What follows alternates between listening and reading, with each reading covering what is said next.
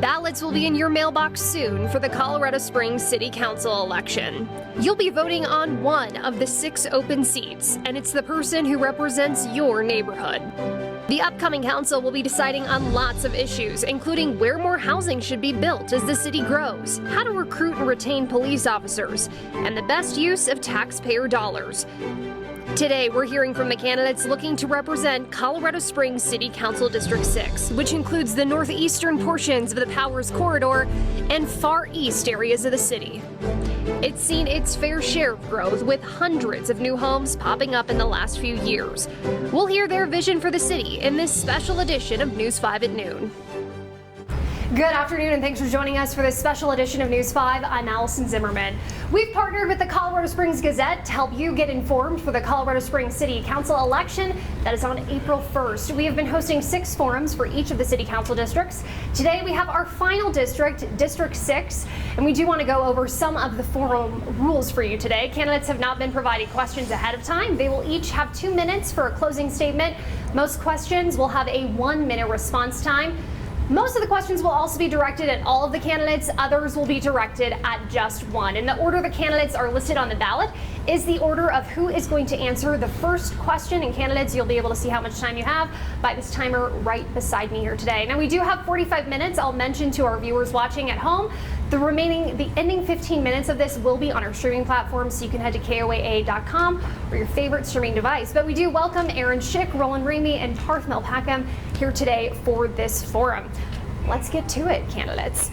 We'll begin with Aaron Schick, and you will all be answering this question. Tell us who you are and what do you see as the biggest concern for the constituents in your district. You have 1 minute. Thank you, Allison. Thank you, KOAA. Thank you, the Gazette, for doing this and putting this on. The biggest issue in District 6 is growth, and you spoke about it in the intro credit. Probably thousands of houses have been built, and I have seen my commute from downtown when I moved here about 16 years ago go from anywhere from 10 to 12 minutes to make it to New Life downtown, the church I went to when I first came to town, and it's now about 20, 25 minutes. So growth, having smart growth, slowing the speed of growth. Every single constituent I have door knocked is against having more houses come into the neighborhood. Having been someone who is lucky enough to have a house when I was here 16 years ago, I'm grateful for growth, so I understand that we have to balance these 2 aspects in conjunction with each other. But the east side is urban sprawl, and I would like to make it an affordable place where people can live and play. Thank you. Mr. Ramey. Well, thank you very much. Once again, thanks to KOAA, the Gazette, and thanks to all the viewers out there taking time out of your busy schedules to actually watch this forum today. When I speak to constituents in District 6, public safety is at the top of their list, along with infrastructure. And the reason why public safety is, as we continue to grow, crime is rising. That's one of the reasons why Sheriff Roybal decided to endorse me. He knows my law enforcement background, and he knows that I'm going to be the one candidate that's going to go out and tackle those issues. In regards to infrastructure, a lot of people know that Mark Shuffle is expanding, but also the Banning Lewis Ranch area is expanding. So how are we going to move forward with that? What are the next steps in that expansion process? So there's a lot of constituents out there that are very concerned that some of that may end up impacting their quality of life in the community.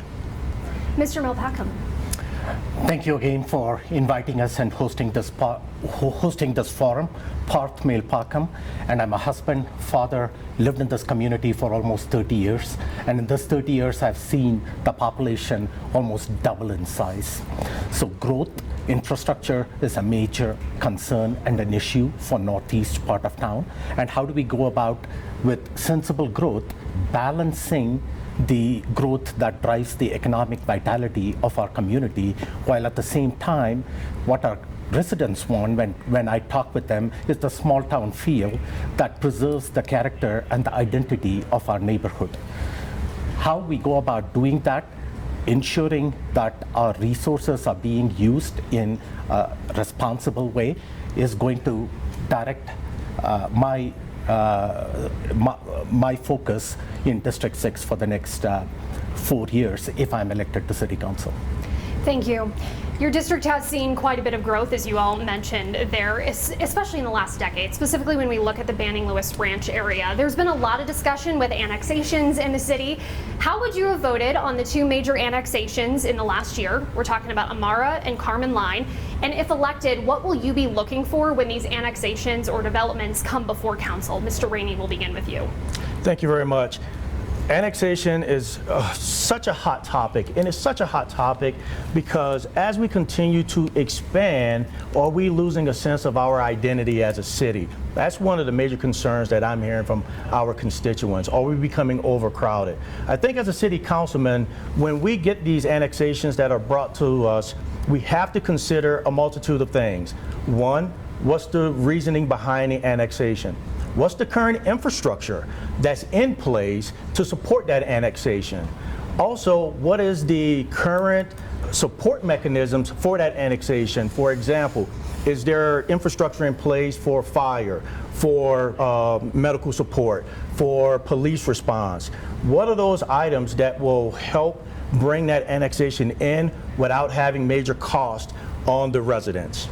And how would you have voted on Amara and Carmen Line? Well, as a current candidate, without having all the pertinent details, I would not feel comfortable making that comment right here. However, those things I just mentioned would be the items that I would look at before making a firm decision. Mr. Malpacum. Yeah, thank you for the question. Each of these annexation should be viewed on its own merit, and it's got to be thoroughly reviewed and carefully vetted to ensure that the infrastructure and the resources is not going to be overburdened, and that includes our utilities, and also to make sure that our fire and the police response time is going to be ideal. Right now, our response time is almost 24 minutes, and that is clearly unacceptable. When you look at annexation, sequential annexation is going to benefit the community because you get to use the utilities in a cost-efficient manner, and people move into this community looking for affordable housing. So each one of those annexations has to be looked at it in its own merit. All right, and will you share how you would have voted on Amara and Carmen Line? I don't know the cost impact and the information that each one of the city council candidates had to make that decision. But overall speaking, my annexation, I will be looking at it objectively if it is going to benefit the residents in the community. Mr. Malpacum, thank you. Mr. Schick, same question.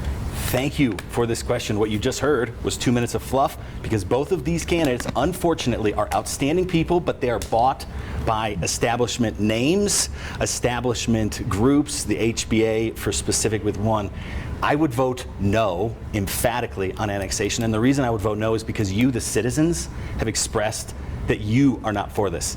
And I am all for allowing the citizens of our town to be granted the wonderful opportunity with their taxpayers' dollars to vote for their own annexations. There's a reason people are not wanting to be annexed, and I am the only candidate on this stage running for District 6 who will vote for the people. I am not bought or paid for by any establishment dollars, and I'm solely running on the premise of being a person for you. I believe there should be an app that you guys are allowed to vote on issues, and then we have to see it, and we have to vote against you on the app, and that will come up when we run for re-election. So I am for complete disclosure to the people. Thank you. And for clarification, there is no annexation you would support? Not unless the people were for it. Okay. Fire danger is often considered a concern in the wildland-urban interface neighborhoods in the city, but as we saw with the Marshall Fire just a few years ago near Boulder, it can happen in areas similar to eastern Colorado Springs. What would you propose the city consider when it comes to wildfire evacuation and mitigation? Mr. Malpacum, will begin with you. Yeah, I live in that northeast part of the community, and 12 years back, I was in my backyard watching the forest fires in Black Forest area. So it can happen in our neighborhood, it can happen in our backyards, and we can be impacted by fires. The paper refunds that the community approved, $20 million that happened a few years back, that is going to be used for wildfire mitigation. The chipping program that the community uses, again, that has been in place, that can be effective in ensuring that vegetation is being controlled and it's not close to homes. Communication is important. As new development comes up, the exit and entry points for each one of those neighborhoods has to be checked. Thank you. Mr. Schick. Yeah, fires are a huge issue. It's definitely a topic that's in vogue right now, and I think evacuation mapping is something that probably should have already been done. I think that also affects a lot of different moving pieces. I'd like to bring in the accessory dwelling units into a topic. If we keep packing in, backfill, infilling, and putting people in here, we're actually not going to have accurate traffic numbers. We're not going to have accurate fire numbers. We're not going to have accurate police and safety issues. So I am for evacuation mapping, and I am for slowing down growth and looking at all of these things from a safety perspective as well as a standard of living perspective. I think people come to the city because they know it's a spacious thing. We have a group called TOPS. Their whole mission is to keep things open and spacious, and yet we have a government who has been doing exactly the opposite. So I am for the people and for the citizens, and I am for evacuation map, against growth, and for keeping Colorado Springs the way it has been for the last 20 wonderful years. And Mr. Rainey. Well, not only is this a very important topic, but it's one that should not be confused with development. And what I mean by that is this is about the safety and security of our residents. This is not about trying to make money off of housing or those type of items. So just like the citizens did when they said, hey, we want to reserve and voted on keeping $20 million from Tabor to do wildland fire mitigation, the extraction mapping has to be a critical part of that. You have to make sure that the citizens know if there's a fire, when you depart the area, this is the way you're going to go. Quite often, especially on the far west side of town, if you're evacuating, you're running into I-25 major traffic. So if you don't know where to egress to, you're going to end up having problems. So that mapping has to be a critical part because this is about safety of our citizens. Thank you. And Mr. Schick, you brought up ADUs. It's going to be our next topic of conversation. And as you just pointed out, they do come up, especially when we're talking about fire safety, and there are efforts underway when it comes to local ordinances about these in the Springs. Where do you think ADUs belong here in the city, and what impact specifically more would that have on fire concerns? You have 1 minute, Mr. Schick. Yeah, that's a huge aspect and a huge component. On one hand, I like libertarian views, and I like saying if you own that land, we should not have an HOA meddling in your affairs. We should not even have the government meddling in your affairs. You should be free. However, we also have a safety issue and a safety component to this too. If I'm allowed to build a high-rise apartment building behind my house, that's a problem. That's going to be a problem for everybody. So I think the correct way to address this is looking at what is feasible and making this, looking at other cities and then having this skew on the side of no, I am against accessory dwelling units, and people who have HOAs, it probably won't be an issue because I know my HOA's already got that in it, and it's already something that you have to go through a pile of red tape to handle. Furthermore, we cannot keep packing in this town. So on top of just accessory dwelling units, getting the roads to be overjammed and having traffic be a huge issue, I am against having the residences be packed full as well, like other major cities. Thank you. Mr. Rainey. So I'm a big believer in individual property rights. If you own that property, you should be able to do what you need to do as long as you are following established community standards that you agreed upon. With that being said, safety has to also be a part of that equation. Too often we try to split the difference. There's no splitting the difference when it comes to safety and life and limb. There's just no splitting the difference. So what I would tell you is on private property rights, I definitely want individuals to maintain that right.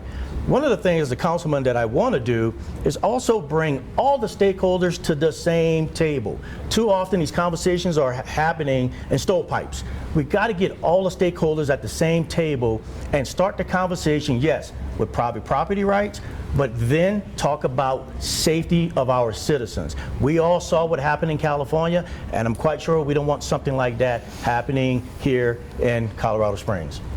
Mr. Melpacum. Yeah, it is again balancing the private property rights with the character and the identity of that neighborhood to ensure that safety of the surrounding citizens are also taken into consideration. Certain areas, ADUs might be an option, and as long as they abide by current city ordinances and adopted plans. In other areas, ADUs is going to increase the density of that area and not be a safe option. So each one of those has to be studied individually. Some of the mandates and the legislation from state also dictate that. And when looking at this, we got to ensure the safety of our citizens are being prioritized. Thank you. Colorado Springs Utilities has been exploring other renewable energy options. This past year, a 5-year rate increase for customers was approved by City Council. Do you support moving to alternative energy sources? And if so, what are they? Mr. Rainey, will begin with you for this question. Well, thank you for that question, because this topic here has many layers to it. Oftentimes when you're talking about alternative energy, no one is really talking about what does it take to actually build and bring in that alternative energy.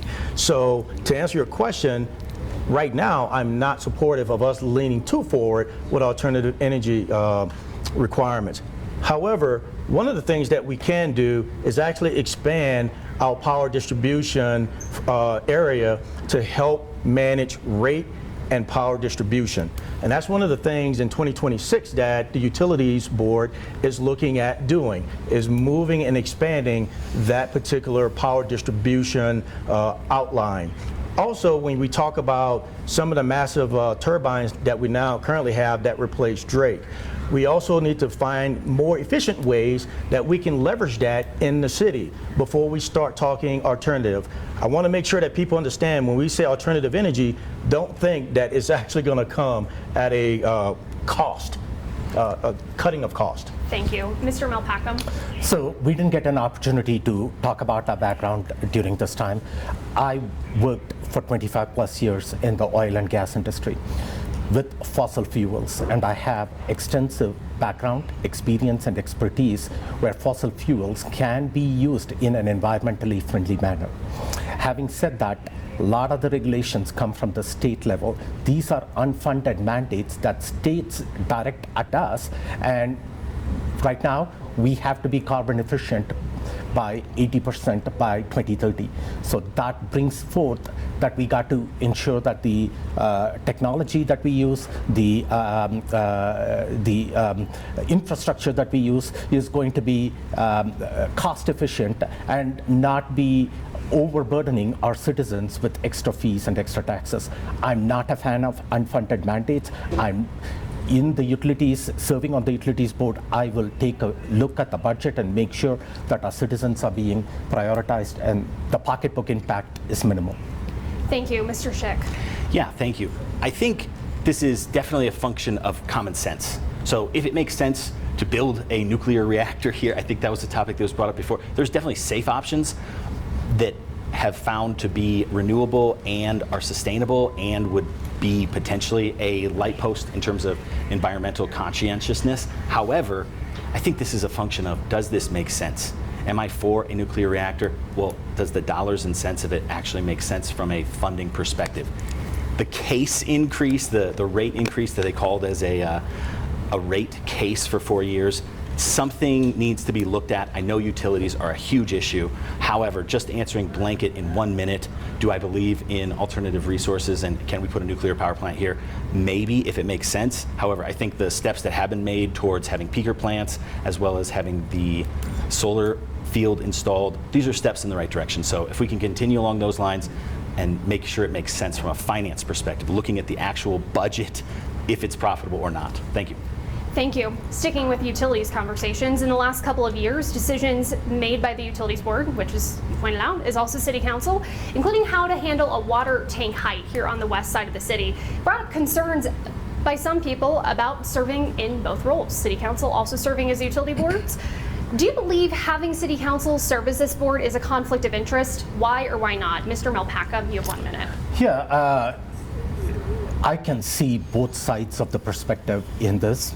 As elected citizens, City Council members serving on the Utilities Board are directly accountable to the people that elected them, and they are watching out for the best interest of the citizens that elected them and ensuring that the rate hikes are minimal and the impact on the pocketbook is going to be minimal. At the same time, the experts, most of City Council members are not the experts in utility conversations.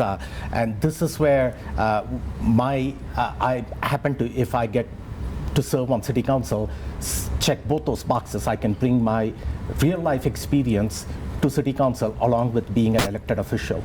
And an option that I am supportive of is looking at a hybrid option where some elected officials and some experts serve on the same board.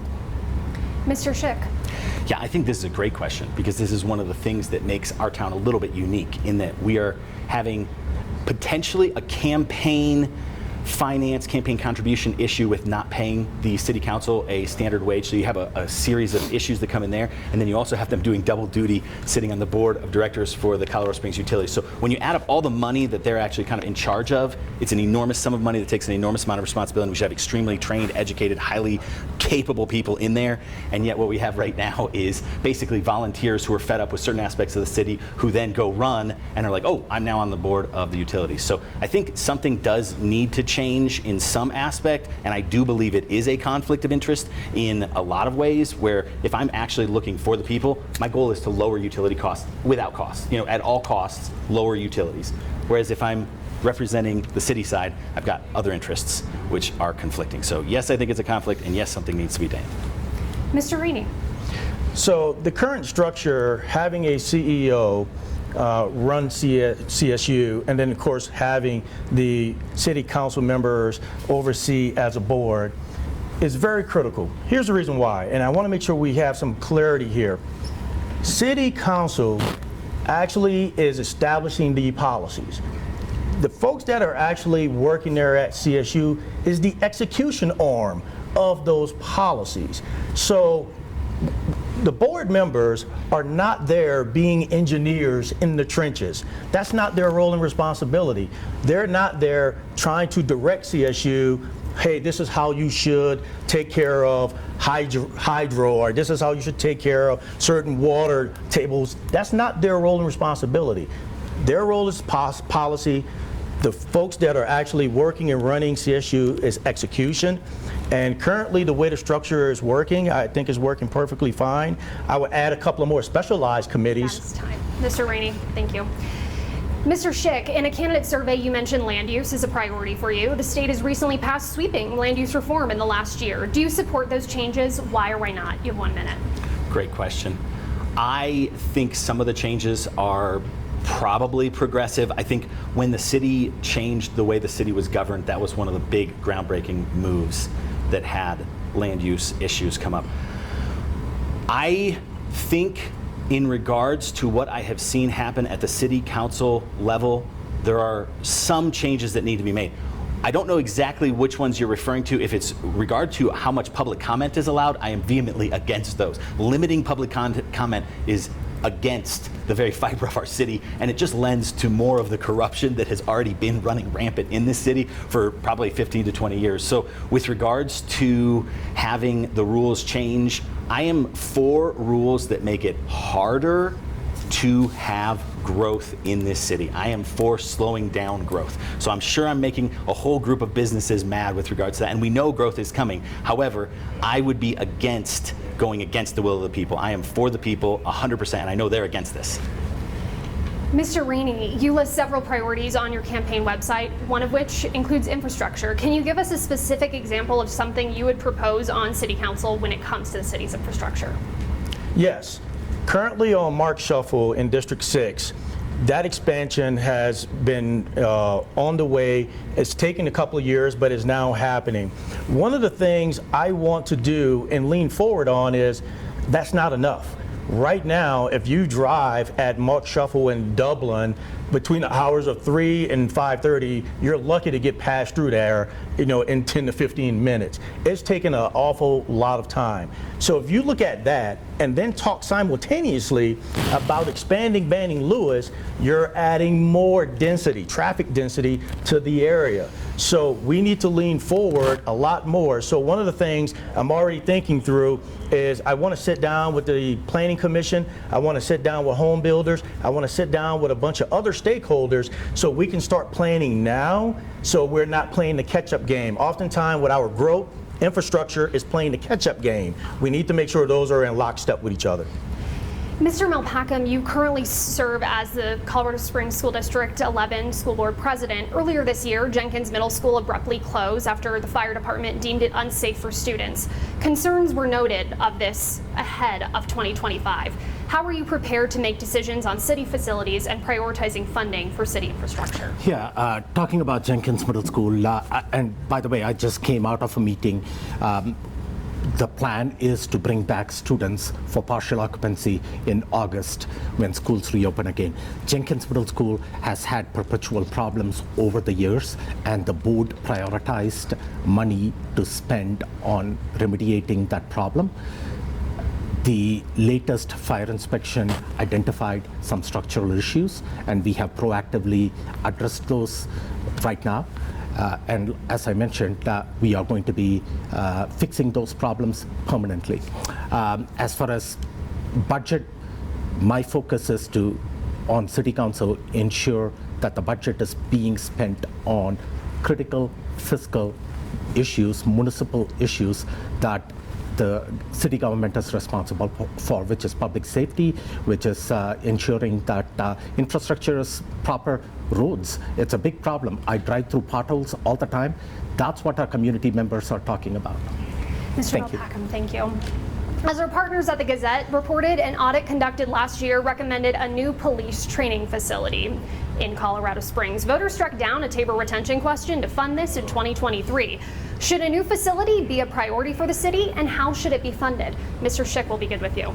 Yeah, great question. I think a facility, let me get an answer on that, and then I want to go to compensation, because as a recruiter, I've got some years as a recruiter, and the number one thing that keeps a person in their job is how much they're getting paid. And so we're losing a lot of already trained police officers, not cadets, they're leaving the city. So that's probably one of the bigger areas I would focus on. Is if I just pay more money to my existing police force, I know from a recruiting answer, I will retain more people.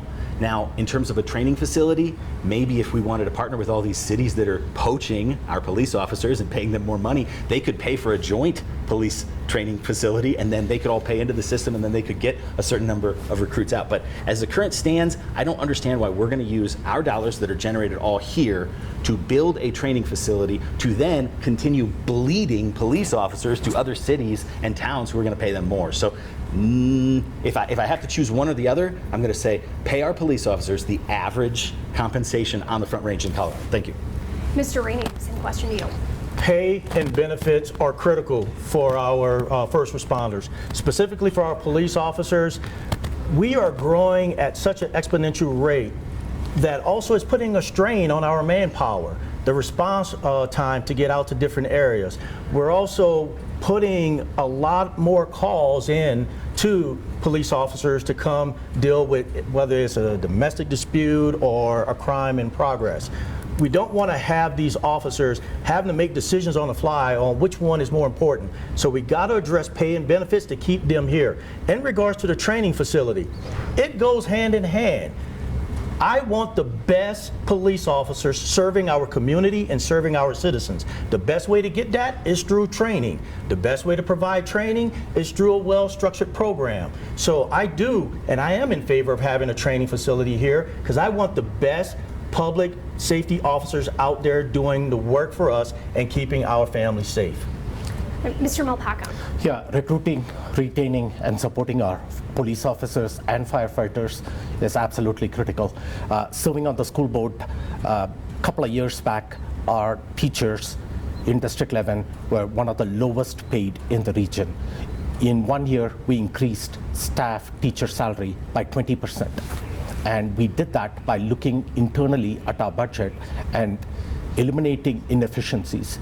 That is the same perspective that I would bring to City Council, ensuring that our budget is being focused and prioritized on the right matters, including public safety. As far as supporting our police officers through a training facility, one of the things that we can do is partner with local educational institutions to make sure that there is a law enforcement pathway for our students so they can fill the vacancies in the pipeline. And as far as a training facility here, if our community and our citizens support it, then it is certainly something that I'm open to. All right. Our next question was going to be about recruitment and retention, which you all kind of touched on. So instead, I'll also ask, you all mentioned pay and benefits, specifically when it comes to CSPD. How will you go about doing that? And if you have not looked into where this would be paid for in the budget, why not? Mr. Rainey, we'll begin with you.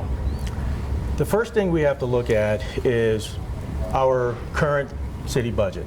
Right now, the general fund is about $439 million. That was like a 2.3, 2.4 increase from the previous year. We have to start looking at, is there other areas in the budget that we can actually pull from and actually provide increased pay and benefits? The public safety tax is another one. The current voters several years ago voted to maintain that public safety tax, and that so far has been taking care of our first responders. However, we are continuing to grow, so now we have to start looking at other options out there. So either we readdress and dig deeper into the budget, or we find other mechanisms to actually pay our first responders. We cannot continue to ask them to do the job that they're doing and not pay them compared to our other regional partners. Mr. Malpacum. I touched up on this in my previous answer. I am a proponent of limited government. The city budget should be focused on core municipal services, which includes public safety, roads, infrastructure, parks, utilities. We got to look internally at the budget to determine inefficiencies and ensure that the core municipal services are being prioritized. Whether it is public safety, whether it is roads, there is money in the budget. And I speak from experience because last year in District 11, we were able to cut $4.5 million in central administrative cost and direct the money directly closest to the students in the classroom, our teachers. I'll bring the same priority, putting the money where our residents want. And Mr. Schick. Thank you, Allison, for the question. No, I have not looked at the budget, and it sounds like these people as well have not got specific answers on what specifically we can find for the budget. A couple reasons. I think it's probably a little bit more complex than can be answered in 1 minute. So it's easy to get up here and say, I would love to get these people paid average compensation and we should build the training facility. And then I also love keeping the government small and keeping everything as efficient as possible.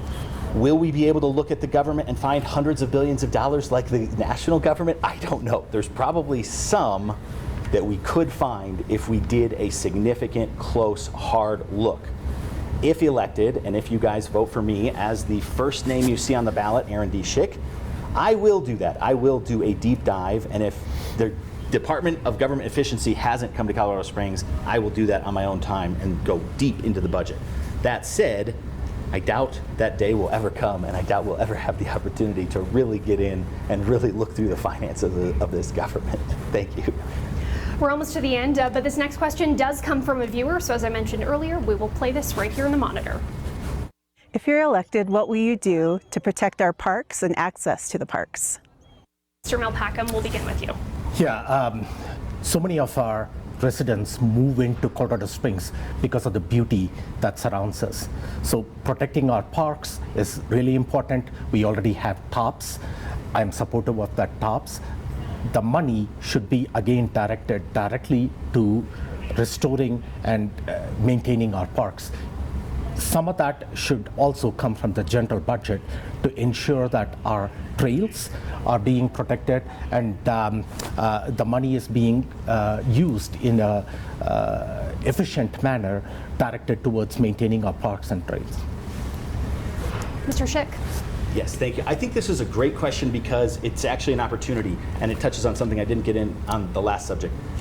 To potentially raise that tax on tourism could definitely be an area where we would find a way to pay for this. So right now there's a tax on tourism of about 2 or 3%. If we were to raise this in line with other tourist cities, and it's effectively monetizing the parks and open spaces for the tourists who are coming here to take advantage of it, while not taxing our existing citizens, while keeping the parks and open space as an asset. See, if people are coming to the town and tourists are paying the fees, now we have a real vested financial interest in keeping trails and parks and open spaces open. So I think this citizen is encapsulating everything I've heard on the campaign trail so far, which is we want to keep Colorado Springs unique, spacious, and open, and we do not want to see raising taxes, longer traffic, and longer wait times.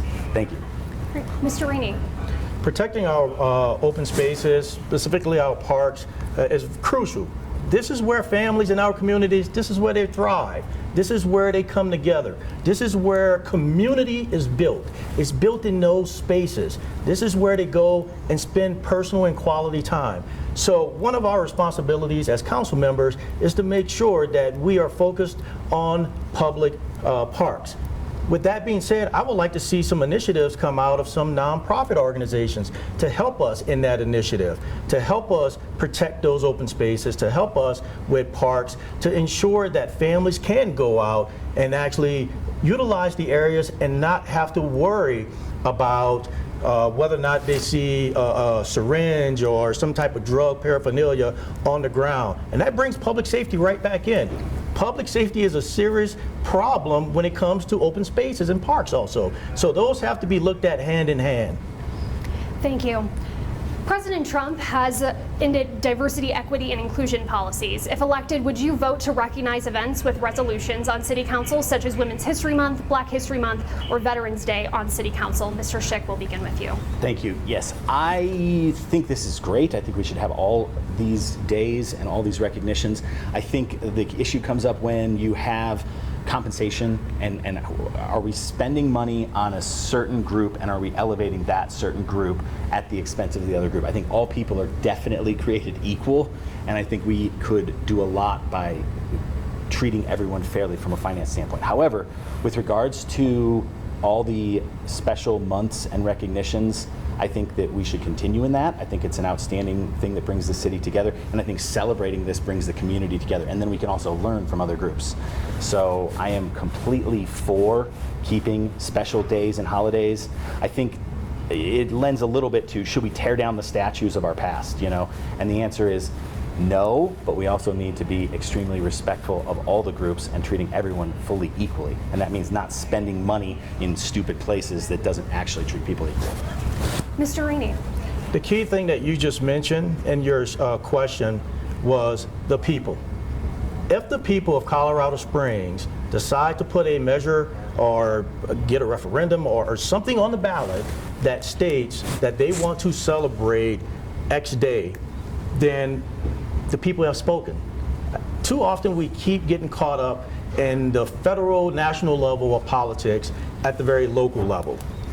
In this particular case, if the citizens say, we want to celebrate, and that doesn't mean that you cannot go celebrate. Even when the DEI measure at the federal level was nixed, and that kind of went away under the Trump administration, there were still folks out there doing personal and private celebrations through their own organizations and nonprofits. So we got to make sure we don't take all of those things off the table.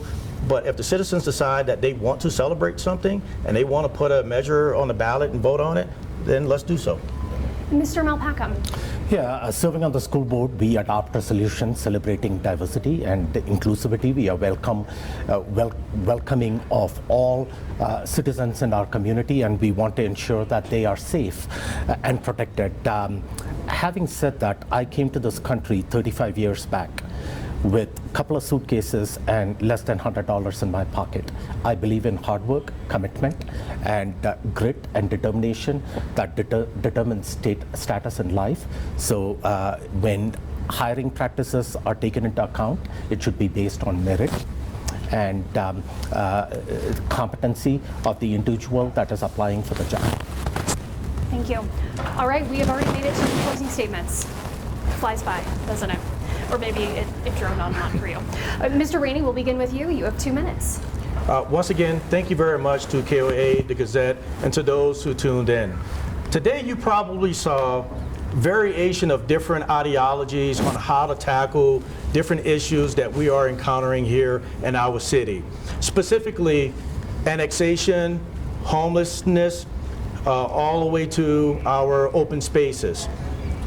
What I can tell you from my experience, I am a steadfast leader and have been across a variation of different areas. As a retired Air Force veteran, combat decorated veteran who served in Afghanistan, I've actually led the nation's men and women through combat. On the community side, I've been a part of boards and commissions where I've been a chair and a vice chair and leading and managing budgets of significant amounts. Also, as a business owner, I employ 7 employees and we are contributing directly into our city's economy. These are tough times that we're facing, but we also need strong, steadfast leadership that is not brought. We need strong, steadfast leadership that can listen to the people. And I have to be very direct in this comment. To the members of District 6, I'm here to carry your voice into City Hall. Within 60 days, if you so elect me in, I will have my very first town hall because I want to hear from you, the citizens. I want to make sure that you know that I am here to carry your voice and listen to your concerns. Ladies and gentlemen, I am Roland Rainey, District 6. I'm looking forward to your vote. I'm looking forward to more conversations with you, and I hope that you vote for me in this upcoming election. Mr. Melpacum, you have 2 minutes. Yeah, again, thank you for hosting this forum. Thank you to KOAA and also the Gazette. Colorado Springs is at a crossroads at this point in time. There is going to be critical decisions that is going to be coming in front of City Council regarding growth, public safety, infrastructure, and the economic vitality of our community. What differentiates me and what makes me unique in this election for District 6 especially, I bring proven elected experience. I've served on the District 11 School Board for 6 years, 4 years as the board president. I came to this country, as I said, with a couple of suitcases and $100 in my pocket. Education opened doors for me and got me out of poverty. So education, public education, was always a passion of mine. When I saw how badly our public system was failing our students, I ran for school board and we made a difference.